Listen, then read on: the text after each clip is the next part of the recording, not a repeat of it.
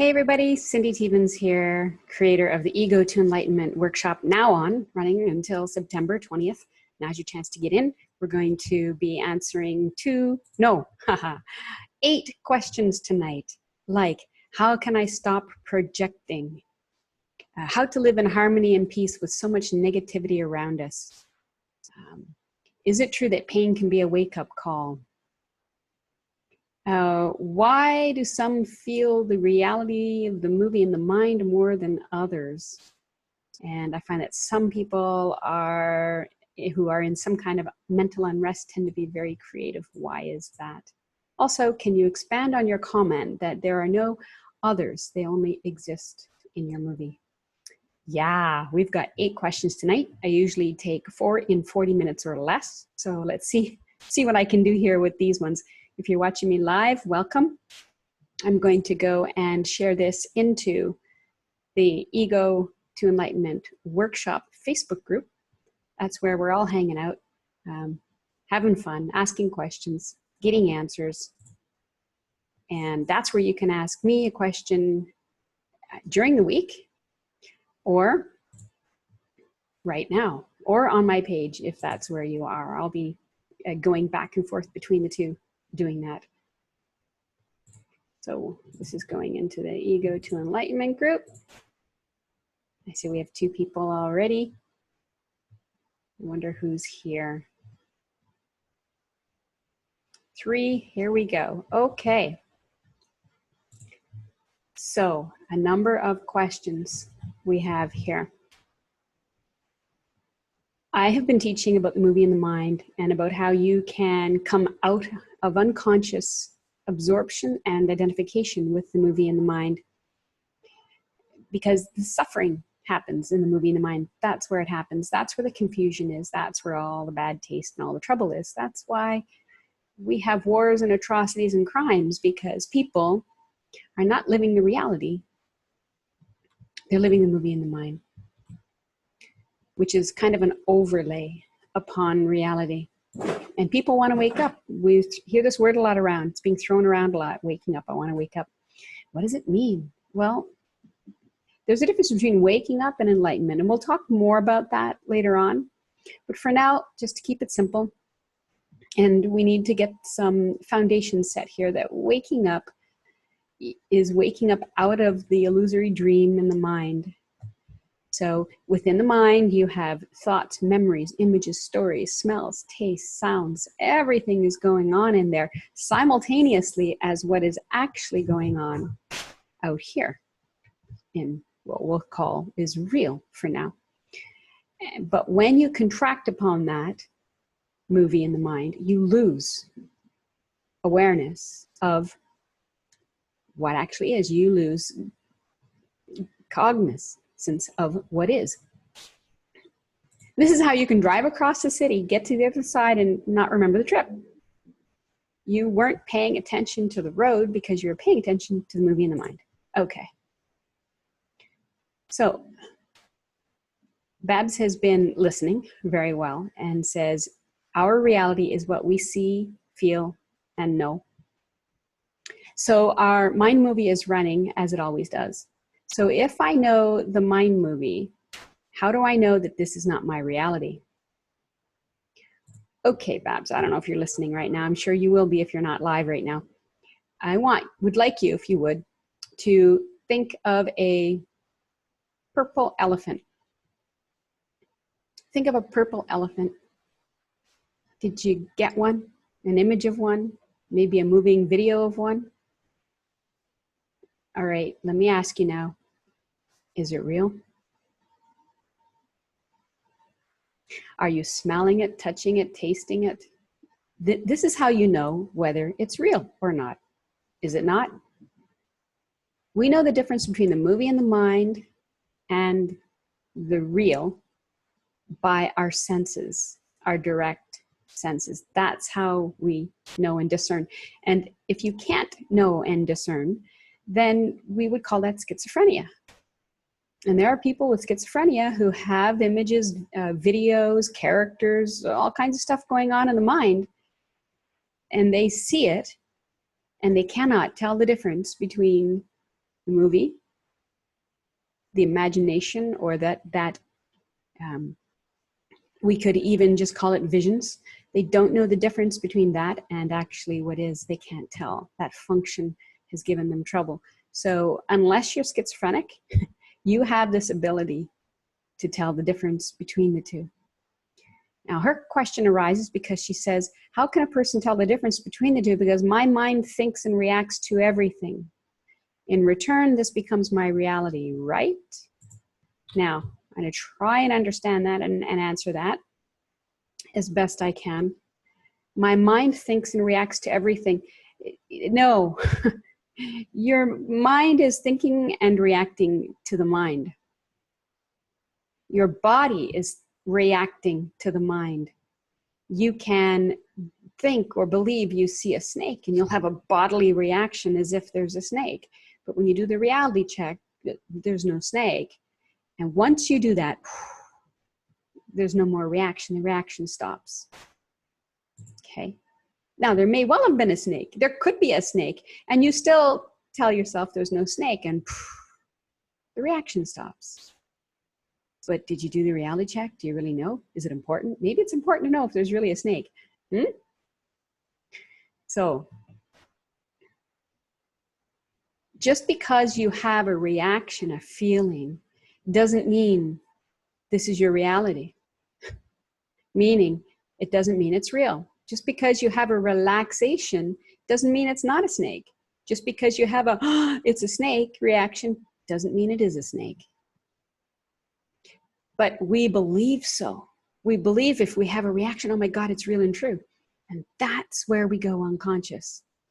That's when we no longer are discerning the difference between the movie and what is. And that's where all of our troubles happen. And it's not the movies that are a problem. Everybody has movies. The movies have purpose. Their value is in creating something that doesn't exist. And protecting you, it's on the lookout for you, and that's fine, but you must do the reality check to verify. Is it true? Is it really real? So it's not the movie that's a problem. It is the confusion of the movie with the real. It is the lack of discernment.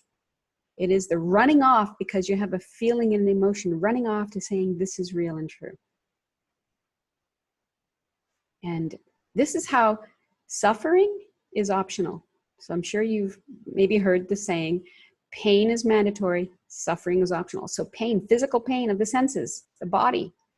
If it's got pain, there's a problem, and it's mandatory until the problem is resolved. But suffering about it, or mental emotional suffering, that's optional. Okay, Kathy asks, how can I stop projecting? I never think I am until after the fact. Okay. Yeah. So projecting, I would ask you, what are you talking about? What's projecting? Okay. In order to stop projecting, you must know for sure, A, that you're projecting, and B, how it's happening, right? So what is projecting?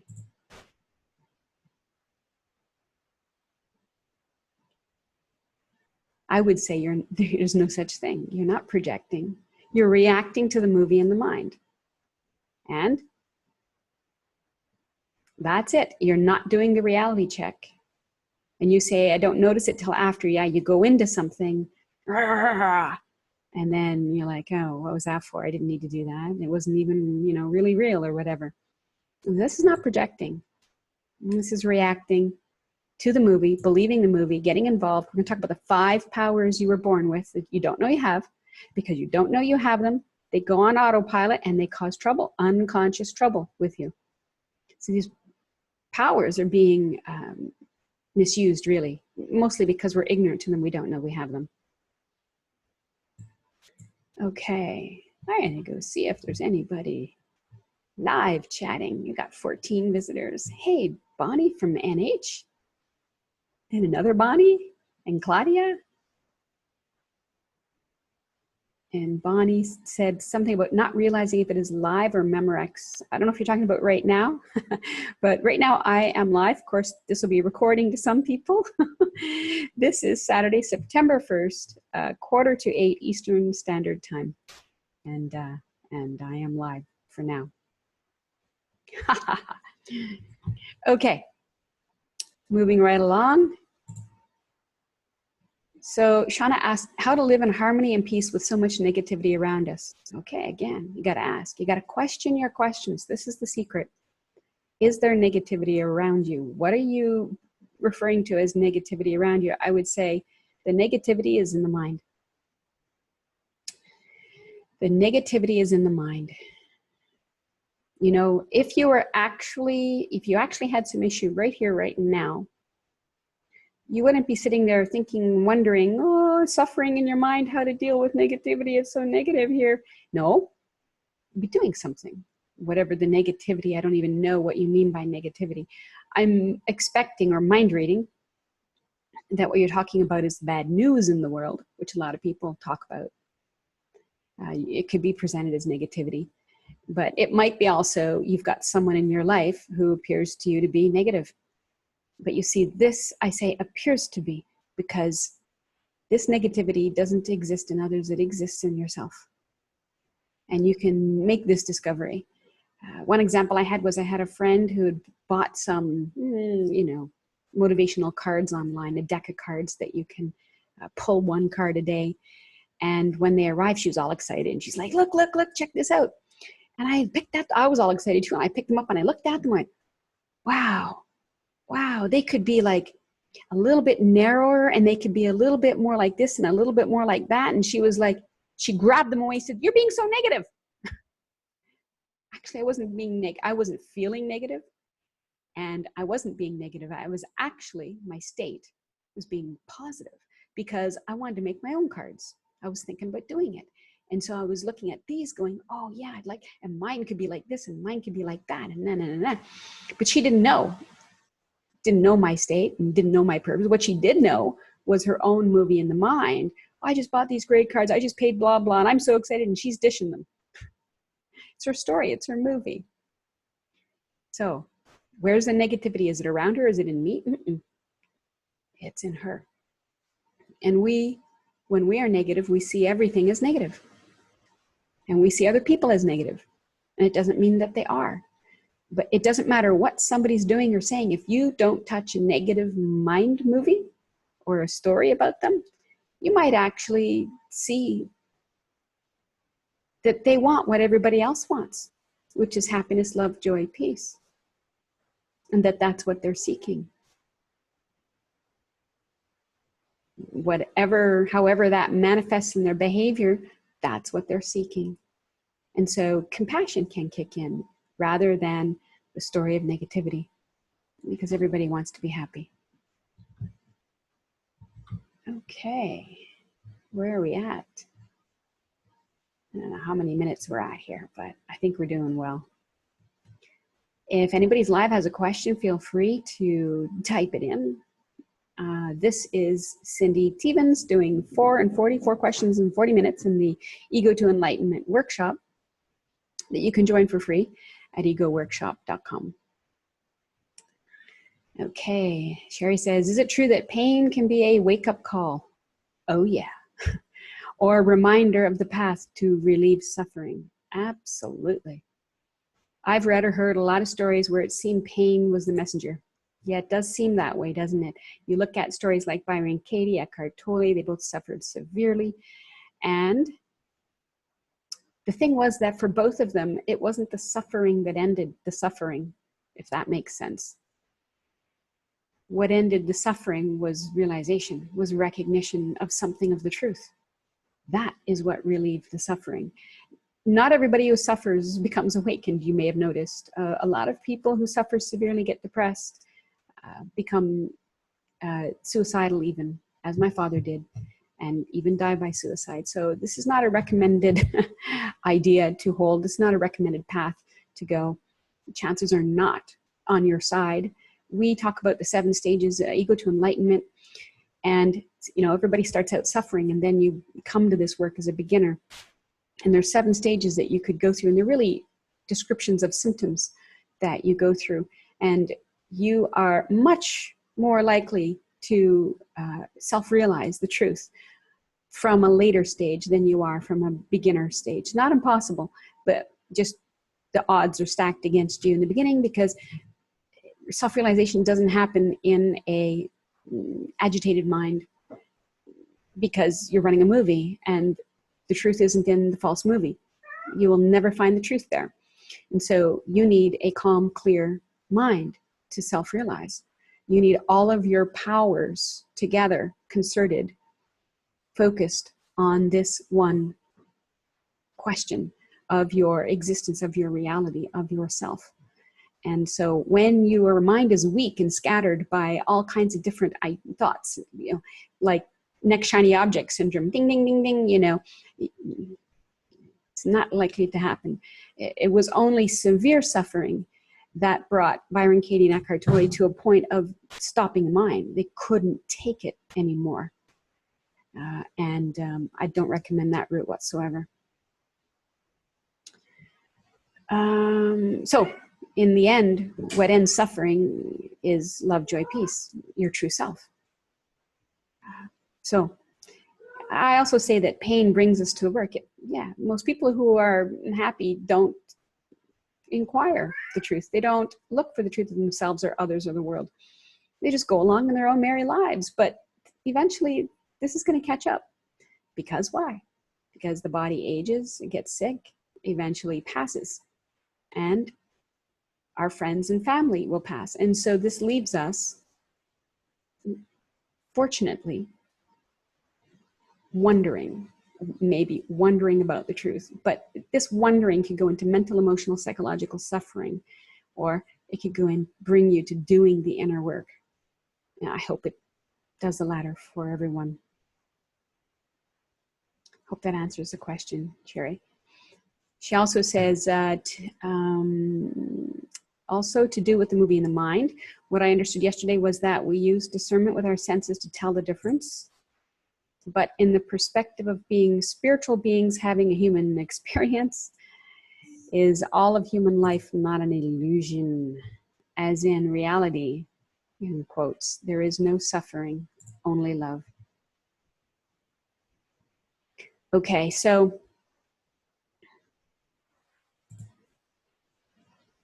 I use reality in 2 senses. And for beginners, you must use your senses in the first sense. So you're lost in the movie, you're identifying in the movie, you are contracted on the movie, you're completely absorbed in the movie. And to wake up out of that, you need to use your senses. And that can happen accidentally, or you can learn to start to use practices to do that, to wake you up out of it. Mostly you use the pain to wake you up out of it. This must happen. So that term for reality is little r. I have another term for reality, which is a capital R, as in the ultimate truth.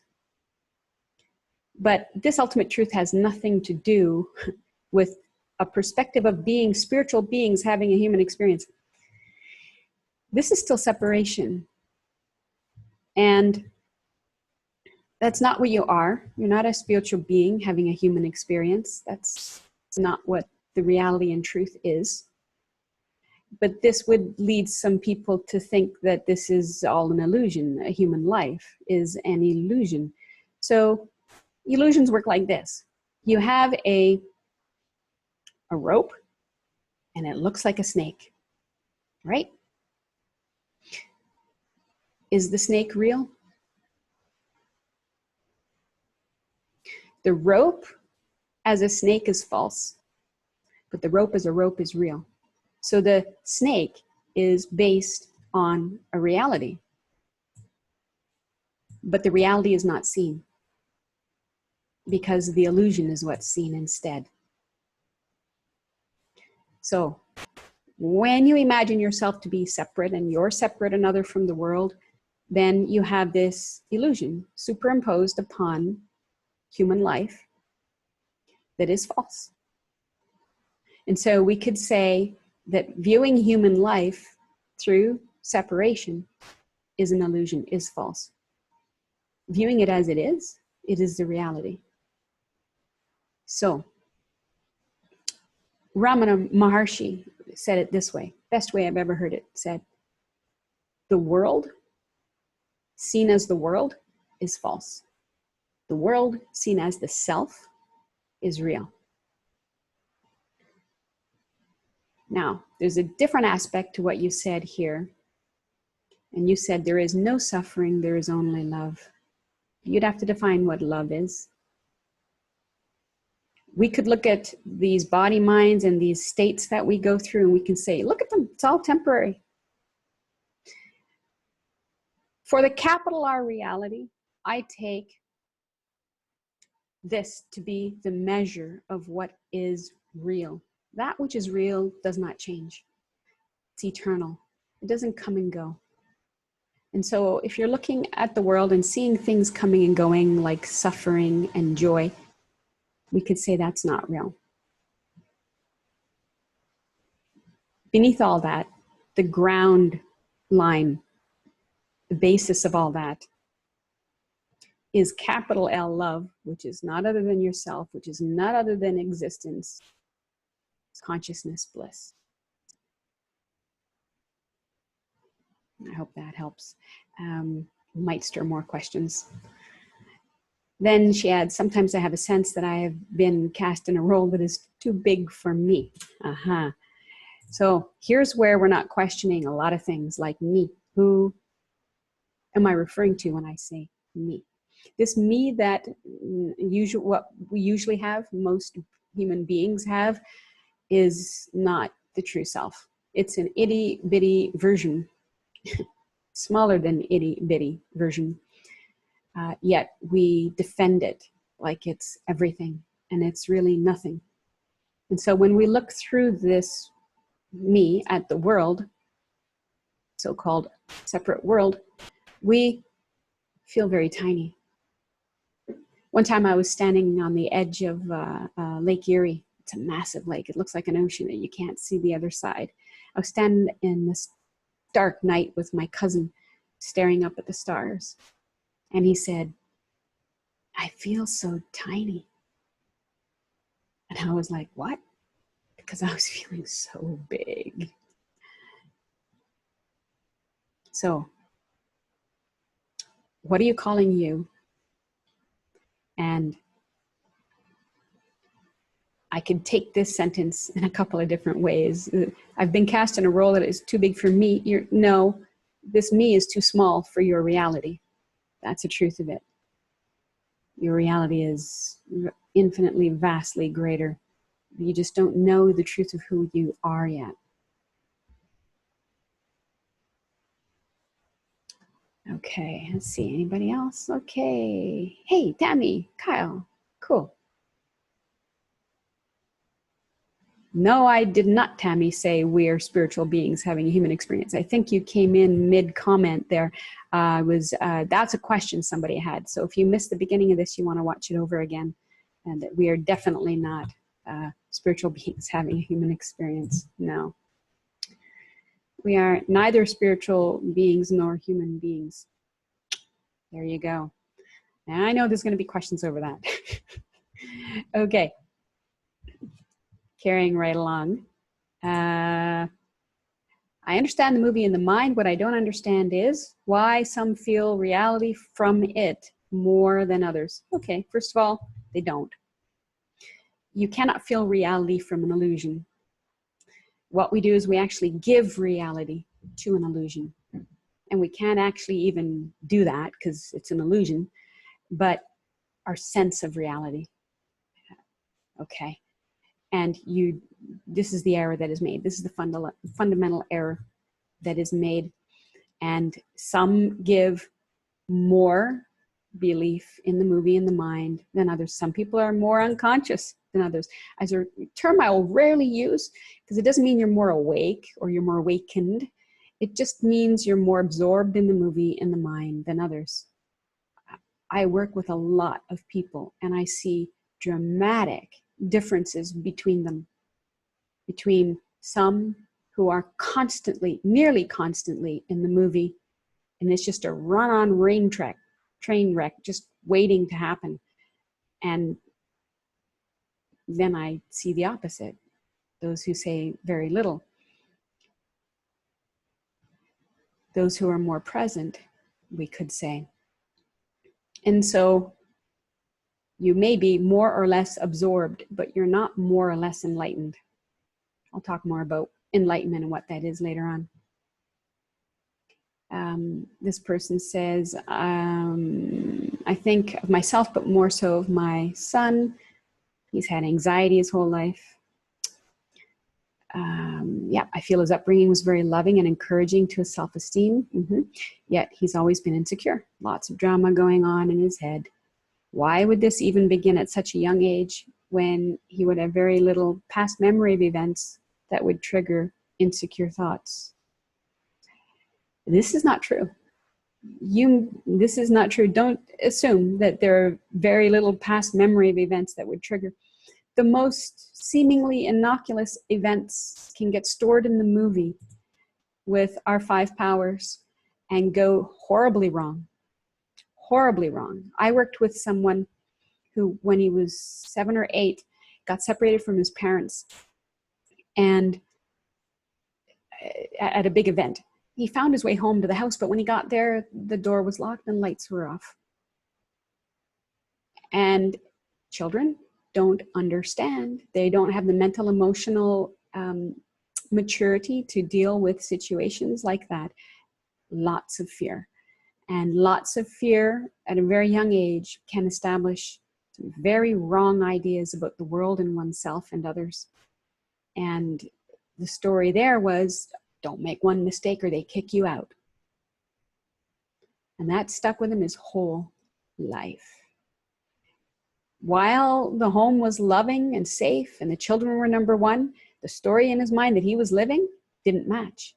And it was, the children are not cared for. It's taken some time for him to break through that. And of course, unconsciousness, the degree of unconsciousness played a large part in this. You must first wake up out of the movie in order to be able to see with clear perspective, with intelligence and wisdom, for these false things that were established way back when to be cleared up.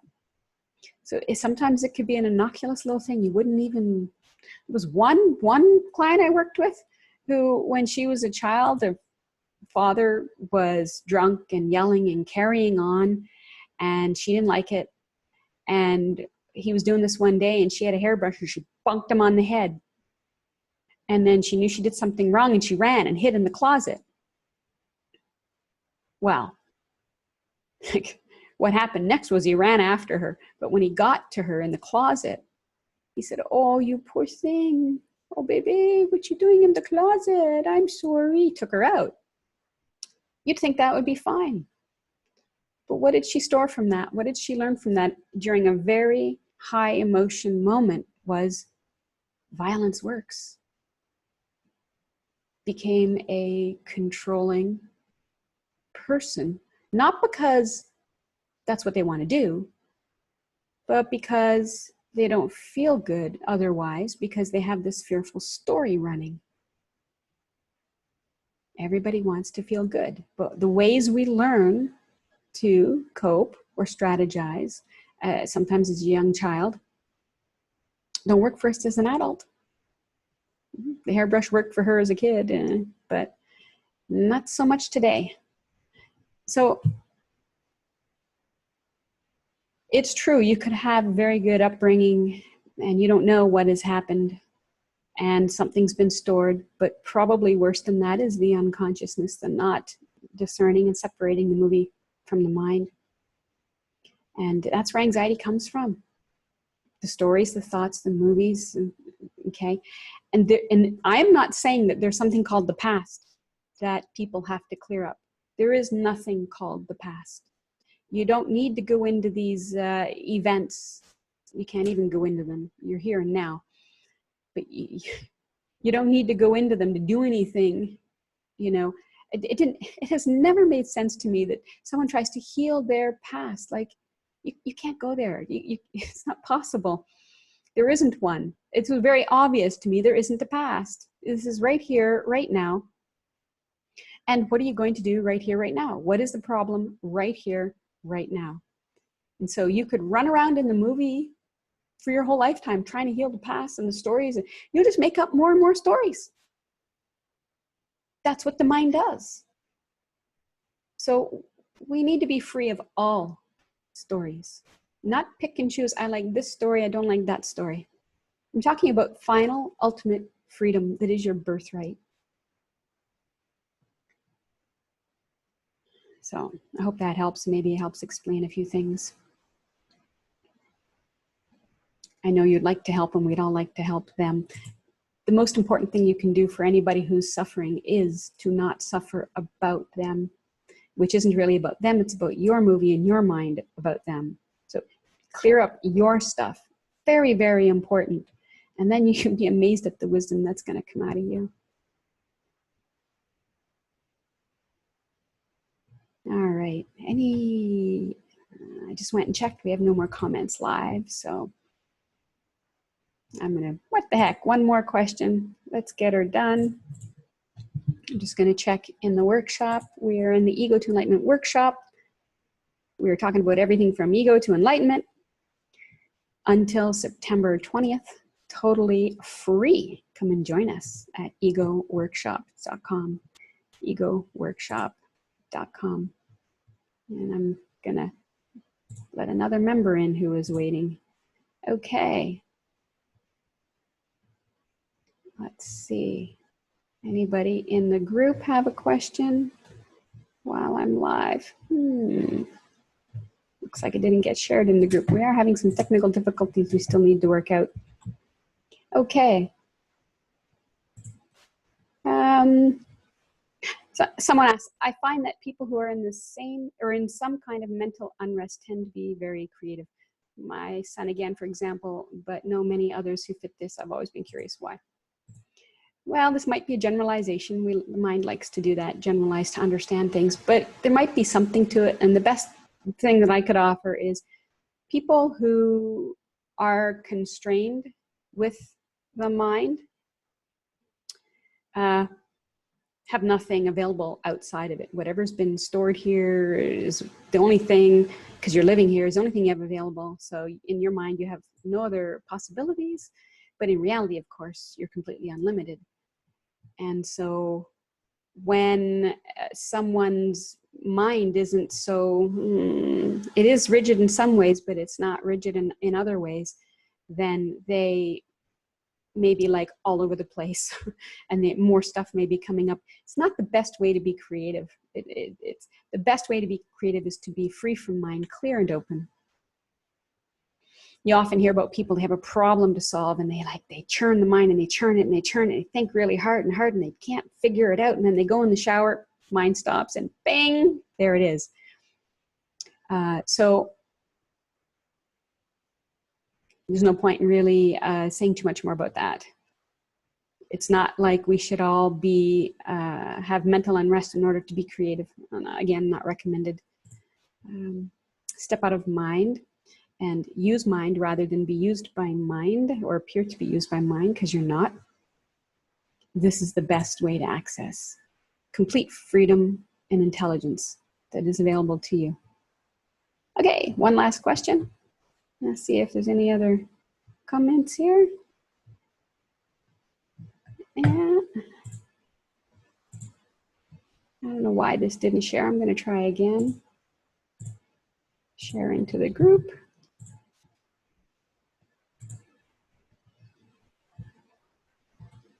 Okay, last question. Can you expand on your comment that there are no others if they only exist in your movie? Right. So the highest level teaching that you hear all the sages speak about, all the greatest teachers of the past will say, there is only the single self. And nowadays in spiritual circles, that gets translated into we are all one. but it's not a very good translation because it retains we, which is separation right there. And you can't retain that. So there is only the single self, which means there are no others. There is nobody other than you. Everything that you see is not other than yourself. And that is not what we've been taught, and that's not how our society functions. If it did, it would be a completely different society. And so, and it's the reverse of everything, how our society operates and what you've been taught and raised. You know, we all want to be individuals and special, and in that divisive approach, you become very tiny. And you have to compete. And then there's fighting. So there's exercises that we do in the program that I can't go into here. But the best way to really realize this stuff is not mentally, not just to get it mentally, because I know everybody, and I've been there, where I had it mentally, kind of made sense, I got that, but I want to know it in my bones or in my cells, people would say time and time again to me. What does that mean? It means you want to know it like you know the back of your hand, right? It is inarguable. You want to know it as the factual truth, and that's it, that's all. And so these exercises and practices that we do show you that in your own direct experience, and that's the only way to get it. I mean, I can sit here and tell you there is only the single self, and you have that as a thought knowledge, not as actual knowledge. Like the difference between being told the stove is hot and actually touching the stove and you know it's hot. So, but what you can notice is that you seem to have people in your head, right?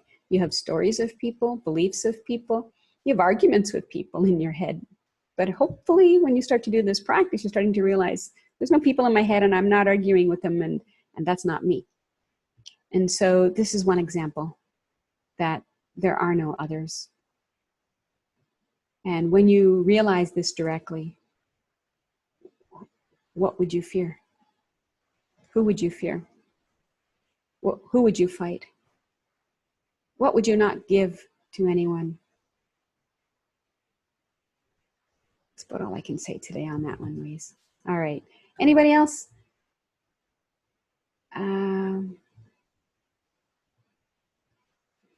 Have any other questions? I see some other questions in different places on my page and in the group, and I really need you to put them all in one place, because I go to one place before I go live to get all the questions. And so if they're not there, it'll be moved. It'll be lost. It'll be not seen. So you'll have to move it, please. Here was one person made a comment. I put a image up that said every label is a limit. And I said that every label appears to limit the unlimited. Of course, it's not possible. Labels are flimsy and come and go, while the real is eternal and unstained. And someone said here, I have always thought the same. Every label, every definition, every shape is a limitation. Our own mortal bodies are a limitation for the soul. No. There's an idea you have, there's something called a soul. Now the body is a limitation for it. You're not the body. So this does not limit you. And then they say, yet how can the infinite ever express itself without the finite? This is my paradox. Yeah. There is no finite. This is imagination. That's all we need to do, is to discern, to realize the difference between what is and the imagination. And you can make this discovery. Okay, that's it for tonight, I guess. Not a lot of people tonight. It always gets rocking and rolling. Thank you for dropping by and saying hello, commenting. And this video is shareable. If you think there's something in here of value for others, feel free to share it, please. And invite them to the egoworkshop.com, egoworkshop.com, where I am broadcasting nearly every day. I don't know if I'll be on tomorrow or not. I'll be away. We'll see what I can do. And I'm taking questions 4 and 40 minutes, sometimes more, sometimes less. Depends what we have available and how much time there is. So there is a schedule that is up. I'm going to be doing live teachings next week, starting on the 6th. I'm going to teach you all about the 5 powers that you didn't know you have that go on crazy autopilot, causing havoc in your life. You don't want to miss those. Got to learn about those, and diving deep into the program next week.